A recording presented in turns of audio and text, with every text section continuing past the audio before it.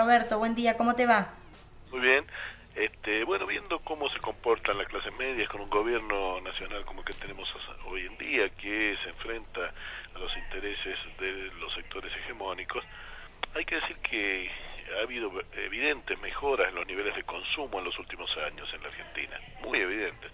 No, por cierto, para los sectores populares a través de lo otorgado en la asignación por hijo, por cierto, la jubilación para 1.700.000 personas que se extendió y que no tenían jubilación por no haber hecho los depósitos previos, la jubilación también para las amas de casa que antes no la poseían, el sueldo, ¿no es cierto?, en blanco para las empleadas domésticas, es decir, la aparición de toda una posibilidad de mejora de las condiciones de los sectores populares que no eran reconocidos en sus derechos, y que a la vez han tenido entonces la posibilidad de pasar al circuito del consumo, porque lo paradojal de los sectores populares es que como no pueden ahorrar porque generalmente lo que reciben alcanza básicamente para niveles básicos de reproducción de su vida, todo lo que ellos reciben vuelve al mercado inmediatamente, se tiene que ser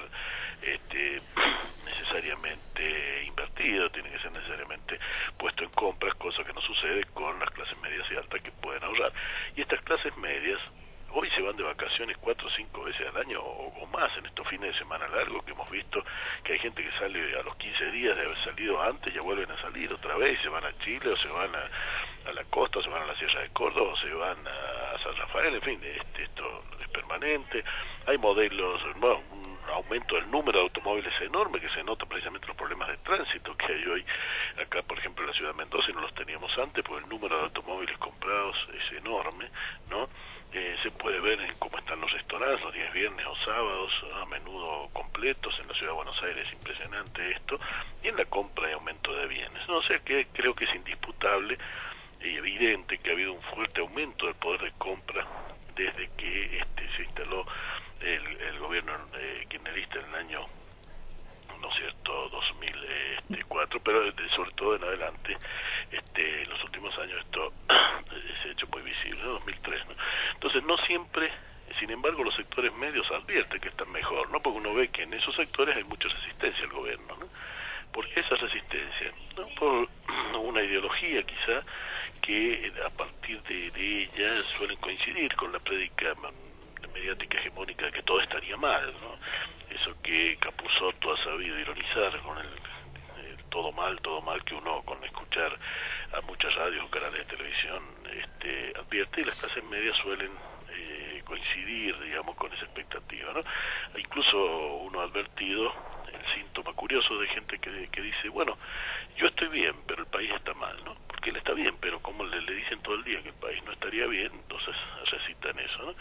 Y hay que ver que quizá muchos no recuerdan, porque ha pasado mucho tiempo, cómo estaban con De la Rúa, ¿no? Y con Menem, ¿no? Sobre todo con De la Rúa, ¿no? Cuando las consecuencias del tiempo menemista fueron desembocando en niveles extremos de desocupación, ¿no es cierto?, en una deuda creciente que crecía por segundos, ¿no es cierto?, en una baja impresionante de los salarios, ¿no es cierto?, el hecho de que por 12 o 13 años los trabajadores estatales tuvieron los mismos sueldos y luego se los bajó De la Rúa. Todo esto mucha gente parece haberlo olvidado, y es lo que los lleva a creer que hoy no estarían tan bien como efectivamente en términos relativos sí están bien, ¿no? Por ejemplo, en las clases medias se argumenta, como lo ha hecho Garín hace poquito, ¿no es cierto?, cuando fue al TBR, fue muy discutido eso, ¿no?, que él dice, bueno, hay dos grupos en lucha, ¿no es cierto?, que serían un poco las oposiciones, el grupo Clarín contra el gobierno, ¿no? Y decir, bueno, yo no quiero estar en ninguno de los dos grupos en lucha. Y claro, hay pleno derecho para esto, y ciertamente, ¿no es cierto?, ellos, estas personas pueden coincidir en algunas cosas con el gobierno y en otras no, y esto es perfectamente razonable. Pero también hay que agregar algunos argumentos para discutir esa posición de que, bueno, están dos grupos en lucha, yo no tengo nada que ver, ¿no? Porque no hay, por un lado, no hay alguna mayor independencia o mayor dignidad en aquel que no pertenece a ninguno de los dos grupos que aquel que pertenece, porque los que pertenecemos, por ejemplo, a quienes adherimos al gobierno, no lo hacemos porque nadie nos sí, lo hacemos por total independencia de criterio. O sea que Ricardo Darín no tiene más independencia de criterio que la que podemos tener yo, la que pueda tener Ricardo Foster o la que pueda tener Horacio González. Por el contrario, lo más esperable es que tengan menos formación, ¿no? Entonces, digamos, la idea de que ser independiente tiene una mayor dignidad es una idea a menudo errónea. Y por cierto, también cuando se dice, bueno, pero hay dos polos en pugna en la Argentina, se olvida que no son polos simétricos, que acá no hay dos demonios, ¿no?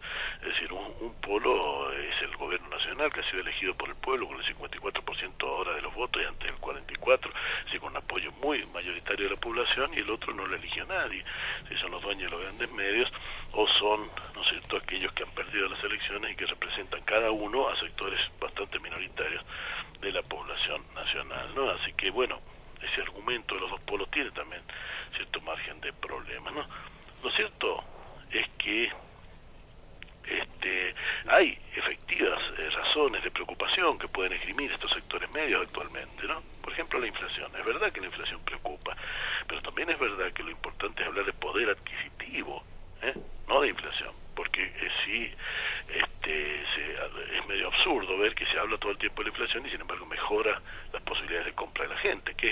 ¿Cómo es eso posible? Y bueno, porque no se habla de cuánto aumentan los salarios. Si al lado de la inflación se pusiera lo que aumentan los salarios, veríamos que la más de las veces el poder adquisitivo está mejorando. Entonces la preocupación por la inflación desde ese punto de vista, por lo menos para los pequeños consumidores, es totalmente, diríamos, artificial. Bueno, están preocupados por el dólar que sube en este momento, pero el gobierno ha demostrado muy bien que no permitirá ninguna devaluación fuerte, ¿no? Que esto ya se ha dicho varias veces, de que hace 9 años el gobierno subió y nunca hubo una devaluación, y el gobierno ha permitido una flotación controlada del dólar que no ha hecho nunca saltar a la moneda de ninguna manera, ¿no?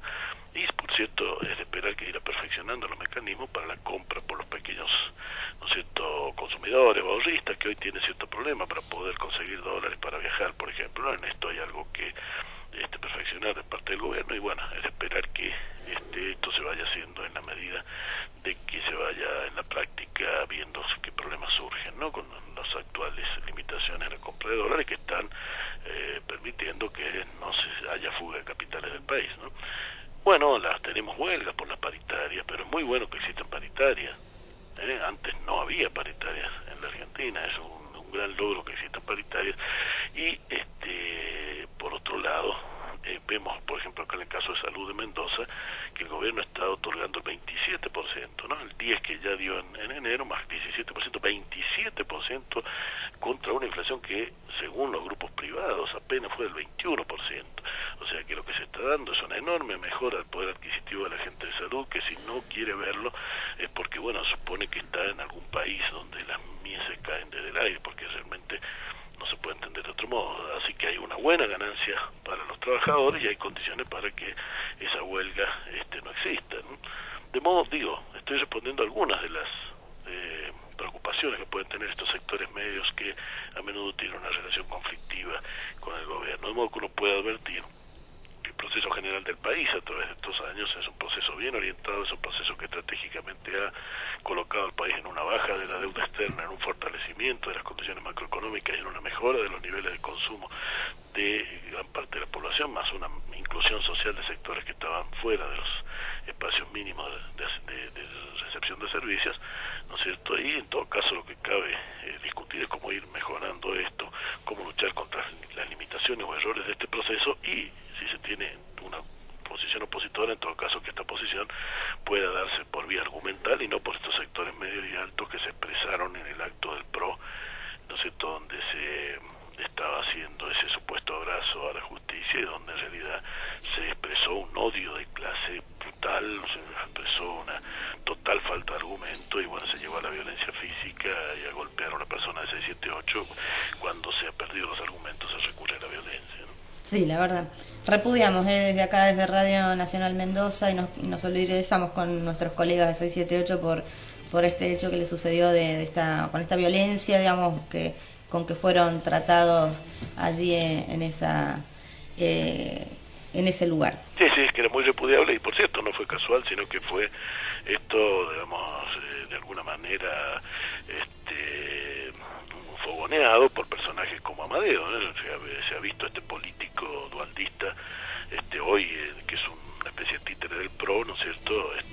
Eduardo Amadeo gritándoles cosas a la gente de 678 de las peores, y después poniendo lágrimas de cocodrilo, después que ocurrió todo, diciendo que él repudiaba lo que había pasado, pero él era un instigador, de hecho. Sí, lo mismo Patricia Bullrich, que también estaba ahí. Ella estuvo también, ¿no? Y también sí. dijo cosas que no son de las mejores, pero las de Amadeo fueron claramente peores, ¿no? Porque fueron muy definidamente a una agresión, ¿no? Una agresión verbal, de la cual pasar después a la agresión física. Este señor Amadeo debiera hacerse cargo de su responsabilidad.